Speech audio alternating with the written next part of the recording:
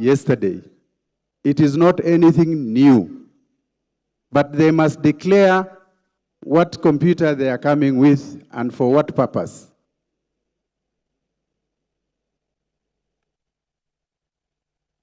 Once again, no photos on the floor of this tally center.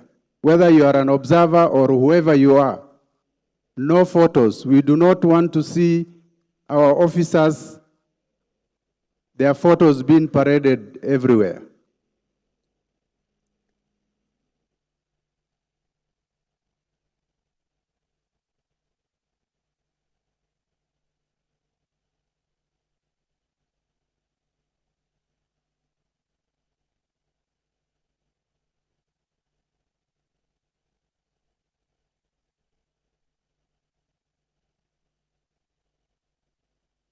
In the situation room just to get a better understanding of what happened at the floor of the verification center just under 30 minutes ago, a situation that was threatening to get quite physical and just disrupt the flow of things that was happening here at the Uchaguzi Center, the IEBC insisting and giving critical instructions to all the parties and the observers and the agents, and saying that this is not a forensic analysis report.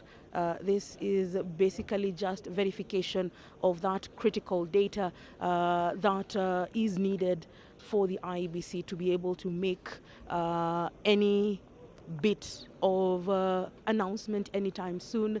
Earlier, Wafula Chebukati insisting that the process is also painstakingly slow because of the questions and the back and forth between critical players in this game over time, and they are moving forward to put serious measures to ensure that securing this area is a matter of concern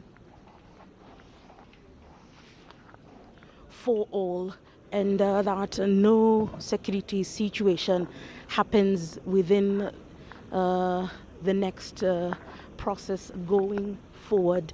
The situation having been calmed now, and the IEBC officials taking all the players that had issues here away from this critical process that they need to finish within a 7-day window that is slowly but fast closing in on them. And they were fearful that despite the fact that they had hoped that this would be cleared as soon as possible, then the process is in danger of going through a lengthy and a laborious system where many Kenyans who are already anxious about what is going on, many questions even on social media, but for Kenyans, their concern is how slow this information is getting into their spaces. But earlier today, Wafula Chebukati and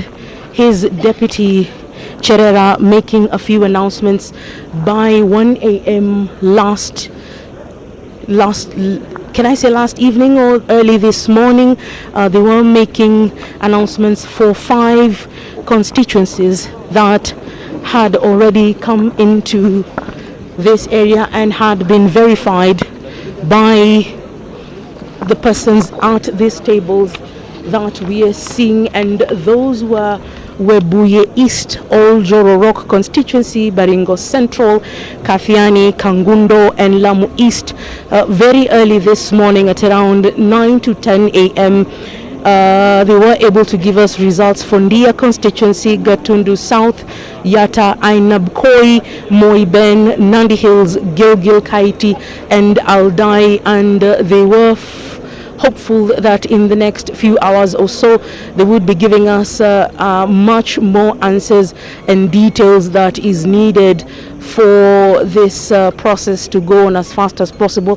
Wafula Chebukati himself stating that over 134 returning officers were already in the vicinity of this center, and keeping them overnight and all day, and the possibility of them staying over another night was something that they were fearing would be really draining for their officers, because many of them have just come in and they're seated on the other side, all of them gathered with their papers, some of them just putting their papers together, and you heard that communication from Professor Gulie insisting that once a returning officer is here at the tallying center, then they should put all their papers in order, maybe in order of the constituencies or the wards and the streams of the polling stations, so that they can make that communication as easy as possible. Professor Gulia again saying that he will not and will not entertain any pictures being taken on the floor, and specifically those ones that are targeting the faces of the IEBC officials, or in any manner seeming to demean their character, or to make them feel that whatever they are doing at those tables is not critical or important. Some of those desks have been added early this morning, about 3 we saw were added just to keep the pace of the activities on the floor much faster.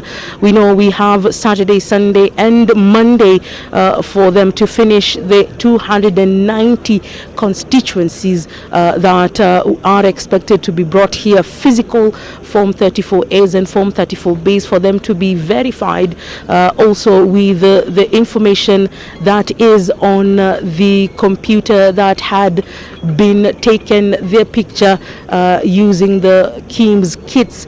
Also, the IEBC stating that in the next few hours or so, they will be giving us critical data as well. Looking at the tally of the Form 34As, we are just about 46,203 of the 46,229, and this is 99.94%.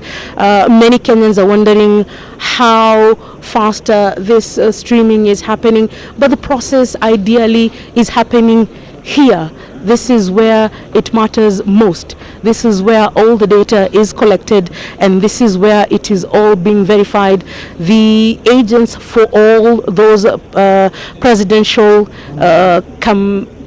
candidates sitting closely with the IEBC officials, and this process having begun yesterday mid-afternoon with the first constituency, which was Webuye East, having taken quite a long time to be verified, almost half a day or so before that announcement was made, and then it was several hours later before any other information was brought forward.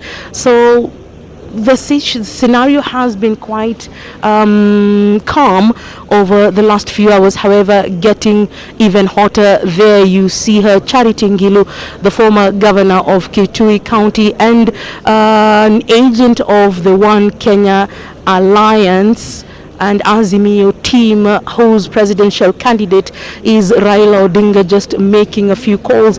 As I had described to you earlier, the situation was that she was among the very few people who were not happy with something that was going on in one of those tables, and there was a bit of heckling. Gabo, the DIG of police in charge of administration police, being in charge here of securing this election and taking critical instructions from the IBC team, and the team leader of the IBC team here, Professor Gulie, also giving strict instructions to the DIG and just asking for more reinforcements of police officers who are armed, and he is giving that order that whoever will be indiscipline or cause chaos on this critical floor then will be removed and maybe will be taken to court and charged for interfering with the critical election process. So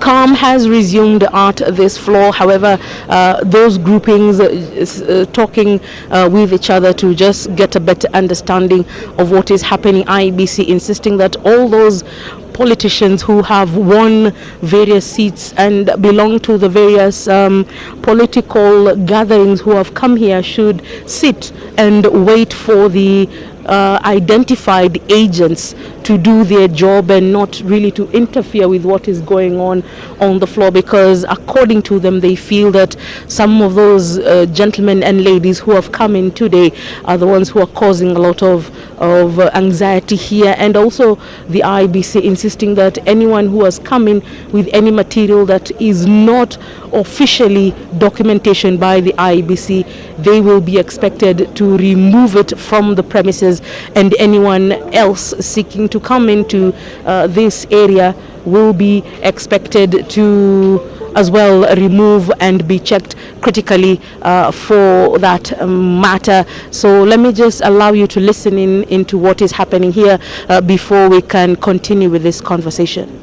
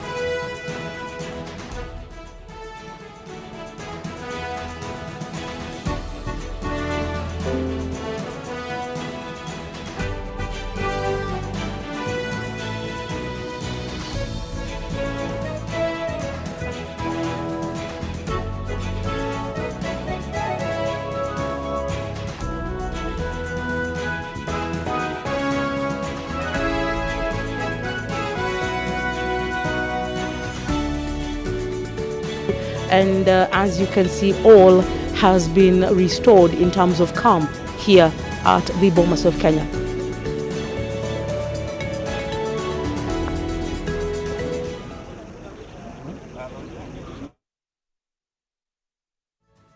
Right, so that is the situation at the Bomas of Kenya. Of course, our Leila Mohammed is keeping tabs on the situation on ground there.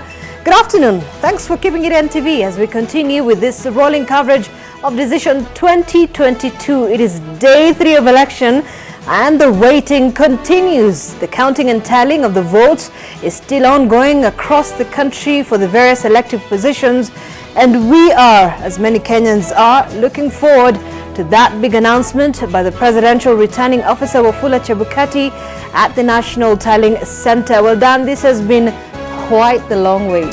You're right, Zainab, and there's a tedious and a lot of thorough work taking place at the National Tallying Center. The verification of Forms 34A and Forms 34B, which contain presidential results as announced at the polling and constituency level, is ongoing. And you know, the Commission must verify all these forms, plus the diaspora results, by counter-checking what is on the online portal against the original physical documents before declaring the winner. Well, it is certainly a wait and see for now, and we're also keeping a close eye on the other key races across the country. We will be telling you how that is panning out, but also earlier on something happened, Dan.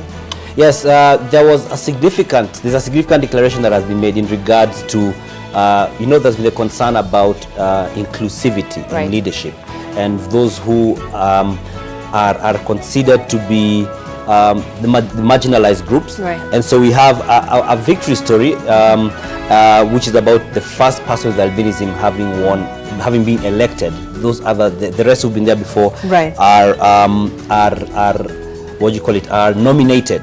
But before we get there, the Assumption of Office of the President Committee held its inaugural meeting today. The committee's chair, Joseph Kenywa, while addressing the press from Harambee House, said they will be making periodic updates on the process. Well, that date of the swearing in of the president-elect will be declared a public holiday. Kenya clarified, adding that the mandate of the committee will be triggered once the Electoral Commission formally announces a president-elect. Well, the committee will also facilitate briefing of the president-elect by various public officers and organize the swearing-in ceremony of the president-elect. Let's listen into that press briefing that happened earlier on today. In fidelity with the dictates of our Constitution, I have this morning chaired the inaugural meeting of the Assumption of the Office of the President Committee.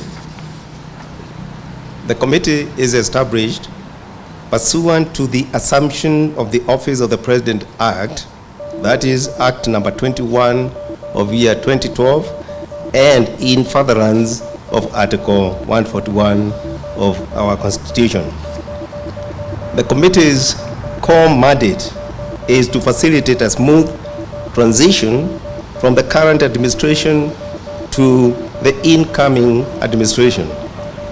Substantively, the mandate of the committee will be triggered once the Independent Electoral and Boundaries Commission formally announces the results of the 9th August 2022 presidential election and declares a president-elect.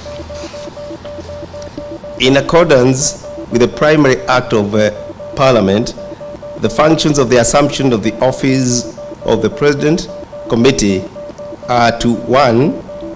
Facilitate handing over the process of the outgoing president to the president-elect. 2. Organize for the security of the president-elect. 3. Organize for the necessary facilities and personnel for the president-elect. 4. Coordinate the briefings of the president-elect by relevant public officers. 5. Facilitate communication between the outgoing president and the president-elect. And last but not least, prepare the program and organize for the swearing-in ceremony. Finally, I wish to inform you we will be making periodic briefings to the nation as the transition process kicks off. Well, that is Joseph Kenya who gave an update in regards to the preparations for the transition at the helm of the country, which is the president.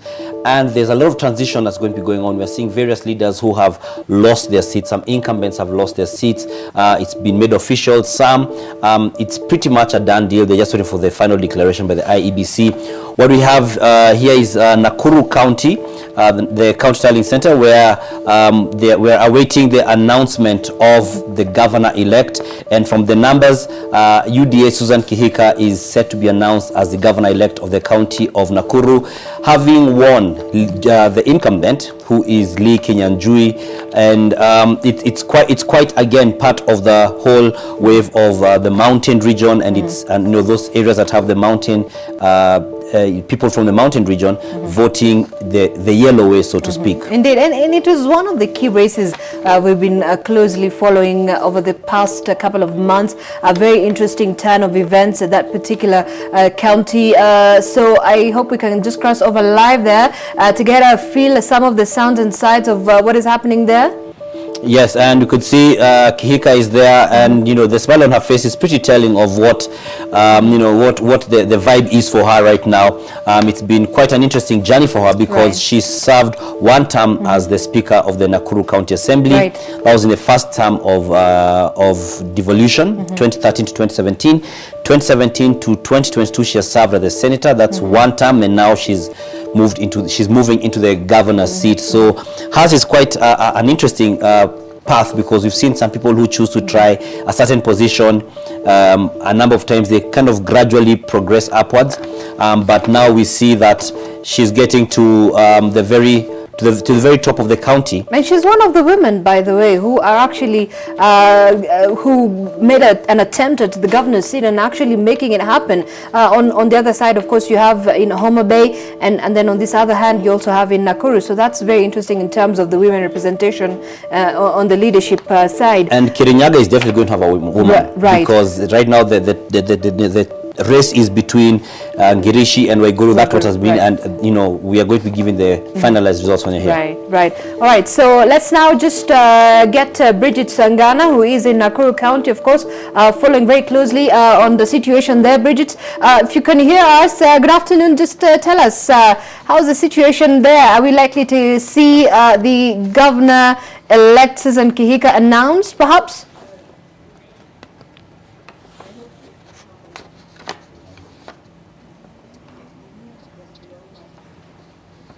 All right, and so it seems we have lost connection with Bridget Sangana there in Nakuru. We'll be joining her and reconnecting with her in just a moment. But we do have Lois? Yes, we have Lois Wangoy. There you are.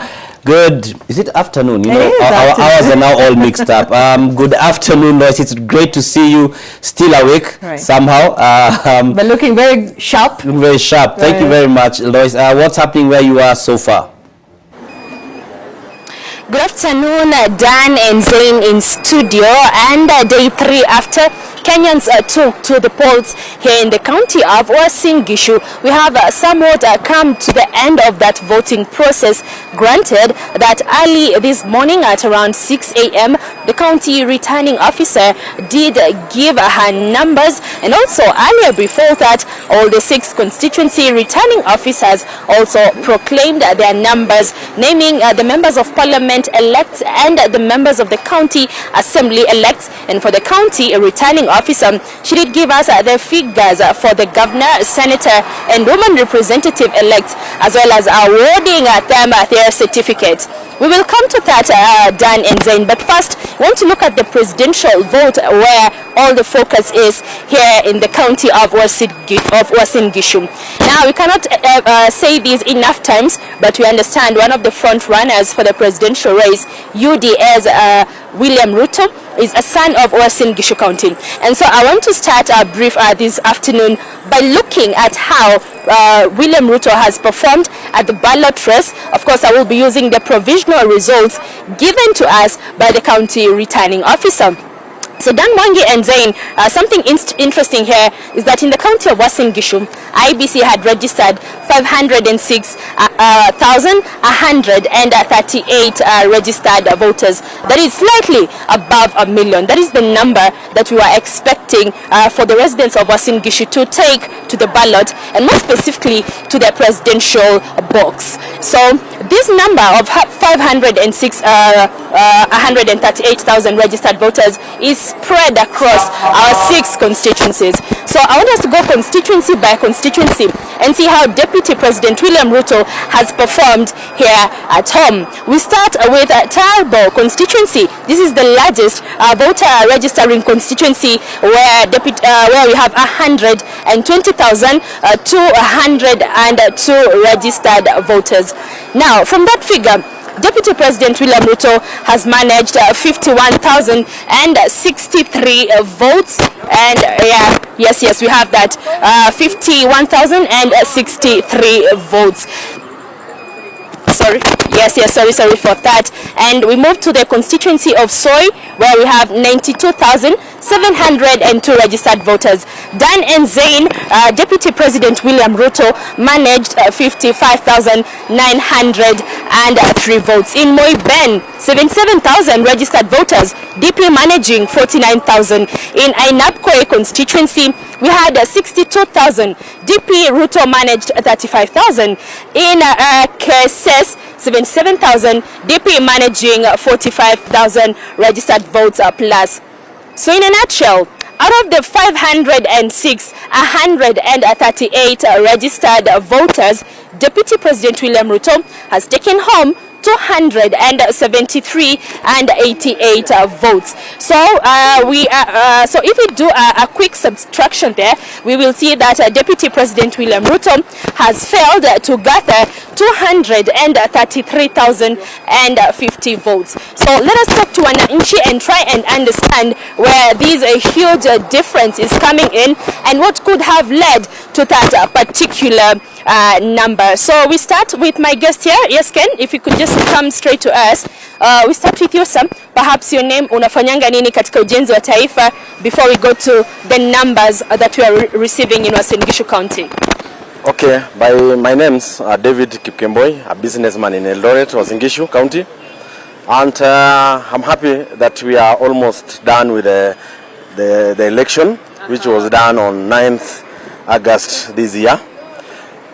In Uasin Gishu, people are very cool, patient, and waiting for the results, of which we are expecting any time from now.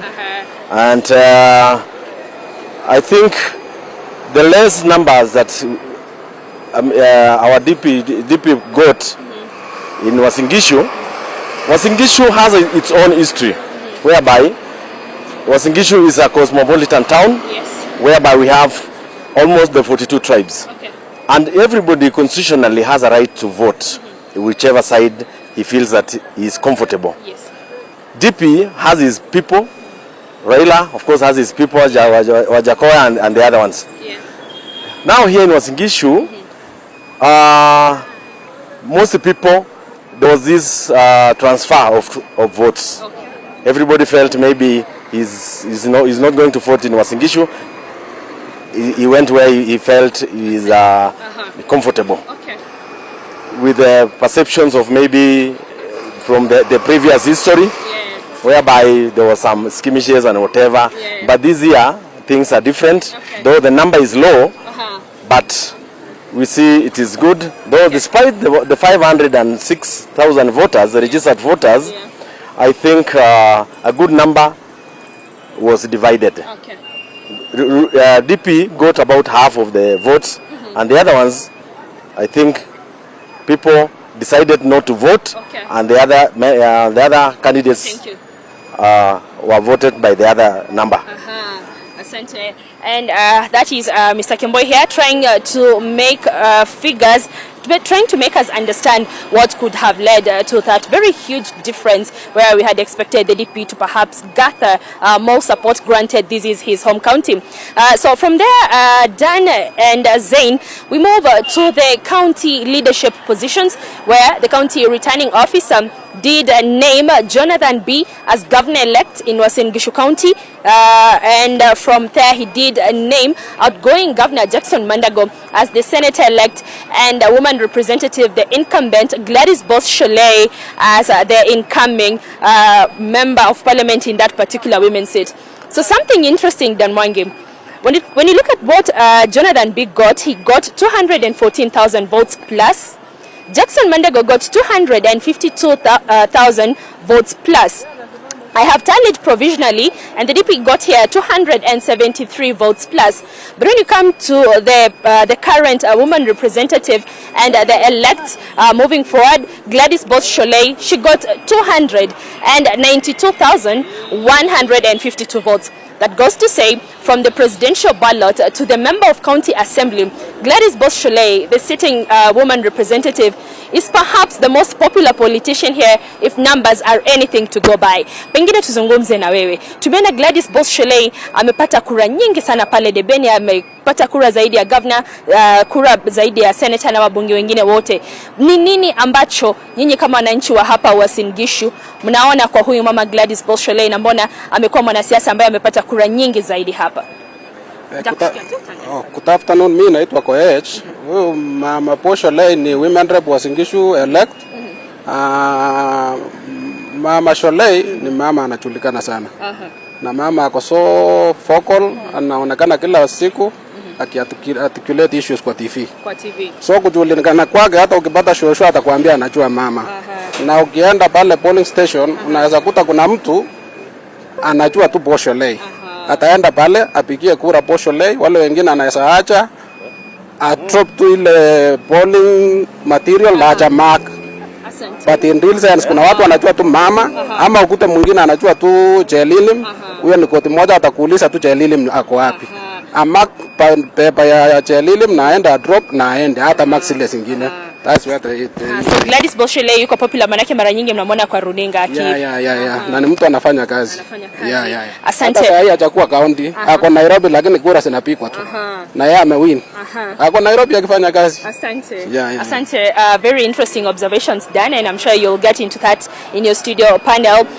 We move to the constituency results, and we can name Kapsaret. We have Oscar Sudi, MP-elect Moiben Phyllis Barto, Professor, MP-elect Soy David Kiplagat, MP-elect where else? Keses Julius Ruto, MP-elect Entarbo Janet Sitene, MP-elect. So in the meantime, Dan and Zain, there's little celebrations even for those who have already gotten their certificates, the MPs-elect and all these others, and they have noted they have most of them have traveled to Nairobi. Most of the leaders who have been elected here, they have traveled to Nairobi at the Bomas of Kenya, where they are following through with how UDA's William Ruto will perform at the presidential ballot, and they note that they're waiting for him to win first before they can do any celebrations. So calm and quiet in the county of Uasin Gishu, even as most of the leaders from here have moved to Nairobi to follow with what is happening at the ballot at the Bomas of Kenya, which is the National Tallying Center.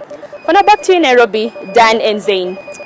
All right, thanks, our very own Lois Wangwe. They're keeping a very close eye on the race in Uasin Gishu. Very interesting. I mean, but it's not quite shocking with the fact that, of course, that's, a stronghold of the Deputy President, William Ruto. His home county. Indeed, his home county. And I mean, UDA has actually won all the 6 parliamentary seats. That is Tarbo, Soy, Kapseret. You have Moiben, Inabkoi, as well as Keses. So we'll also be continuing to continue closely monitoring the situation there. And just a bit away from Uasin Gishu, back here to Nairobi, Dan? Yes, we have Brian Mushiri, who's at Kasarani,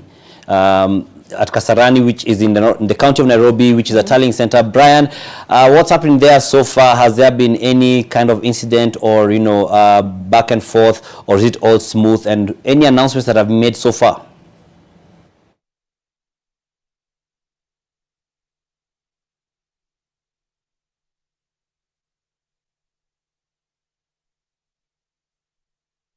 We'll come back to Brian in a bit once we get his audio together, but definitely monitoring how the Nairobi votes go, because Nairobi is such a key place. Right. And then it's one of those things we're also monitoring about, aside from an individual winning a certain position, be it, say, governor or president, and then what is the party affiliation or the allegiance of the majority of the people in their relevant assemblies. So be it the National Assembly in relation to the president or the county assembly in relation to the governor. So we're really monitoring to see how these numbers go, and that's a conversation I'm sure you will pick up with your panel when you join them later on.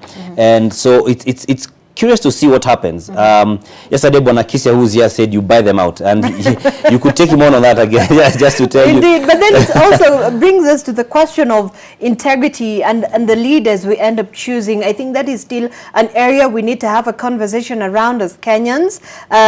Chapter 6 of the Constitution has been highlighted quite well in the run-up to this election. And remember all the, you remember the list from the Ethics and Anti-Corruption Commission? The 241 people, but of course IBC said it is not its mandate to stop any of these leaders from vying. But of course, at the end of it all, we will be going back to see what does it mean for Kenyans electing leaders with integrity issues. But we're not heading there right now, so we're still looking at the races. And of course, some of these key races we're looking at in Nairobi. I think yesterday it's been quite heated in Starehe constituency. As an example, there was a time actually media was banned out and was disallowed from entering the constituency tallying center at Starehe, and we've seen a back and forth from the candidates vying in that constituency. It has been quite a heated race. Yes, Starehe has been one of those tough races, and with a lot of allegations of malpractice or efforts to have malpractices in terms of the whole process. Last night, we had some of the leaders from the Azimio team at the Central Police Station, where they say they got very many ballot papers, which already at the police station, which is not marked ballot papers. Some were, some were not. They said, and they spoke and said they claimed it was an effort to rig from the UDA side, for instance. So they said they're going to keep an eye on it, and so we said that. I mean, we have that, and we are going to make sure we corroborate these concerns and claims with the police, and so we're monitoring. There's some unrest and dissatisfaction, though we see that that it could be a gone case in the sense that the winner could have been. But we already know. I think we have Amos Mwago, who's vying on a Jubilee Party ticket, actually garnering more votes at this point. But there was a delay because of the chaos that caused that delay. But we will be getting back to that. Of course, I think Mushiri will still be going back to Starehe to get more details on that side. But let's just link up with Mushiri, who is at Kasarani. Mushiri, good afternoon. Tell us, I mean, what's happening in Kasarani? Okay, we go to Mushiri.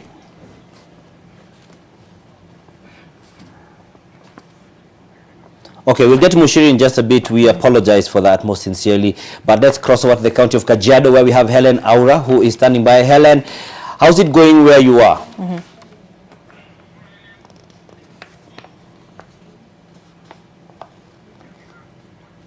Okay, again, we apologize for that. Right. The network, Kajiado, another key race, by the way. Yes. Very interesting. You have Ole Lenku, the incumbent, vying against Kato Lemitito. Yes. We also have David Nkedianye, who was a former governor who served, I think, one term. Just one term, then Lenku kicked him. Right, but then the race in Kajiado is shaped up to be more of a two-horse race between Ole Lenku and Kato Lemitito. But at this point, provisionally speaking, I think we've seen Ole Lenku is leading with the numbers. Yes, yeah, we've seen so far that Ole Lenku, I mean, it's one of those that you're saying we're really monitoring to see how it plays out, because these numbers keep going. It's like, think about a marathon. Right. And so, or these long distance races. So you find someone during the races was not necessarily at the very front. So Zainab was there at the front for most of it. Then towards the end, Dan just comes and shoots and takes the gold, breaks the record. Completely. I mean, you can never really tell. It's this. I mean, at the end, you might actually find big surprises at the very end of a race where you think someone is actually on the lead, end up getting overtaken by someone or just entered the race. Exactly. And so it's very interesting, because we're seeing some surprise votes coming in, some surprise winners coming in. Like, I'm told that Nyandarua has gotten a 31-year-old senator. Wow. So that's quite something to look at. So now, as we've been announcing, the different provisional results, we've already begun putting up the final results as announced by the IEBC. I'll be honest, a number of people have messaged me or called me to ask me, because we've got these numbers, so do you know who the winner is? Happening? Yeah, Where who is the winner? Right. And so some guys are saying this anxiety is too much. It is. See, that's the concern, right? It is, Dan. But now, how to cope with this anxiety during this whole time is a question that many Kenyans are trying to answer. They're grappling with as they try and figure out, so how do you go about it? So Oko Okusa has spoken to some guys in Kisumu County who have kind of started trying to devise ways to go about it, and this is what they have to say. All right. Now, according to a guide on how to cope with election anxiety, Kenyans are advised to at least observe 4 things. One is how to spend your time during this period. In fact, people are advised that if you can get a good book, this is the time to read it, or if you can get a movie, watch it. And those who can ride a bike, this is the time to practice, or take a walk in the park. 2, Kenyans are also advised to control their media consumption. And here we are talking about the social media platforms that you visit, and also be careful on what you consume, especially at this time when fake news is on the rise. 3, we are also advised to observe or consume what is giving you positive hope and avoid worst case scenarios. And finally, you are also asked to prepare yourself for a worst case scenario, so that in case the outcome of the election doesn't go your way, then you have your shock absorbers in place. but also went out on the streets of Kisumu just to sample how section of the residents here are coping with the anxiety during this period. Let's hear from this gentleman here. Start by introducing yourself. My name is John Riaga. I'm a resident of Kisumu City. So how are you coping with the election anxiety at this period, in this period where there's a lot of uncertainty in the air? There's a lot of apprehension. Myself, I think I've had a lot of butterflies because I know the IEBC has 7 days to give us the winner of the presidential contest. But those 7 days are apparently too long. And just like myself, I know there are a lot of other people who have found it difficult to cope.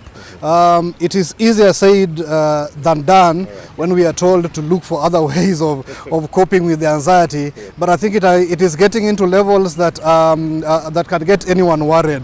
So we are here, we are waiting, hoping for the best and preparing for the worst, as you say. Yeah, I have the same anxiety. Actually, I've been watching the TV the whole of yesterday, but today I decided just to put it off.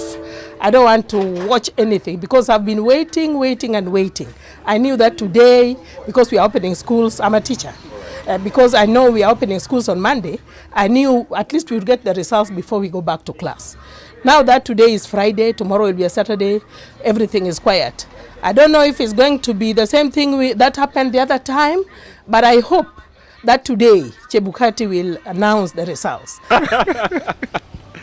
Tuliona hakuna haja ya kustrain kwa TV na hakuna matokeo. Unaona? Sasa kama mwenye atashinda tu ashinde tu. Sisi tutafanya kazi chini ya mwenye Mungu ametupea. Wakenya wasihubiri tu, matokeo itakuwa vizuri vile utatarajia. Sioni usaka. So mwombi yetu tulikuwa tunaomba atangaze hii kitu haraka ikiwezekana, hata kama ni leo. At least watu wakuwe na furaha, biashara iendelee vile ilikuwa inaendelea. Sasa hivi biashara ime stand still. Kila kona hakuna hata mtu anatembea. Juu watu watoka na waziwazi, wajui nini itatokea baadaye. Wasiwasi nayo iko. Sasa yeye angalie venye anaweza tusaidia sisi wa Kenya. Tujue ukweli na biashara iendelee. Si unaona kila kitu, hata hapa Kisumu vitu zimesimama, hata makazi, maduka watu wamefunga, watu wanatembea tu, lakini hatuna ukweli ama amani. Nilisema TV jana saa 4 asubuhi. Kwa vile naona saa hizi natetemeka sana, kwa maana tunaomba kama IEBC wanaweza tangaza hii kitu. Tuko na shida mtu wangu, kila mtu ako na shida. Kwa maana ukiona TV unaona 49%, tunasanga hii 49%. Hii kura inaenda wapi? Sisi tunaongea tu, lakini kiongozi ya Kenya, Mungu ndiye anajua. Tumwachilie Mungu chochote. Kila kitu Mungu amejipanga. Tunaweza jipanga kama mwanadamu, lakini Mungu ndiye amepanga kila kitu. Hatuwezi jilazimisha, si ndio? Those are some of the coping mechanisms of the residents here in Kisumu. Ouko Kusa is my name. Back to you in the studio. Thank you very much, Ouko, for that. And I wonder how you are coping with your own anxiety, Okusa. We shall probably link up with you on a live link and find out from you and from everyone else from the different parts of the country on how they are handling the anxiety. As we've said, it's inevitable, so to speak, because of how high stakes this is. And I'm sure even Zainab's guests are going to be telling us how they are handling the anxiety. Is it by coming on TV or otherwise? But before we get there, former Nairobi Governor Evans Kidero has vowed to challenge Gladys Wanga's win in court. Kidero claims Wanga's win is not legitimate. Wanga, on the other hand, is the one who becomes the first female governor in Nyanza region after garnering 244,000, over 244,000 votes against Kidero's just over 154,000 votes. The win was illegitimate. We won. Violence was meted out on our people. From 37 A's were changed from the original ones to replaced ones. A lot of illegalities and a lot of election malpractices were practiced, and I do not recognize that win. Obviously, we will be looking at the next step because the will of the Homa Bay people have been subverted. Their will has not been respected because they voted for me overwhelmingly. The 10 years where Homa Bay was in ICU, it will continue for another 5 years. And the people of Homa Bay will not accept that. We're looking at, in the first place, we are grateful to God because He gave the Homa Bay people the opportunity to express their will. They were never allowed to do the nominations on the 14th of April. Somebody was appointed, and they're the ones who told me to stand. I stood, and they lived to their word. They voted for me, to the man and to the woman. They did what they could have done. What they're not going to accept is imposition of leaders as it was imposed on them during the nominations and in the past very many elections. So we will work. I will not abandon the Homa Bay people. I will work with them so that their rights are observed, so that their rights are respected, and the development they surely deserve, they get. So we'll do what it takes.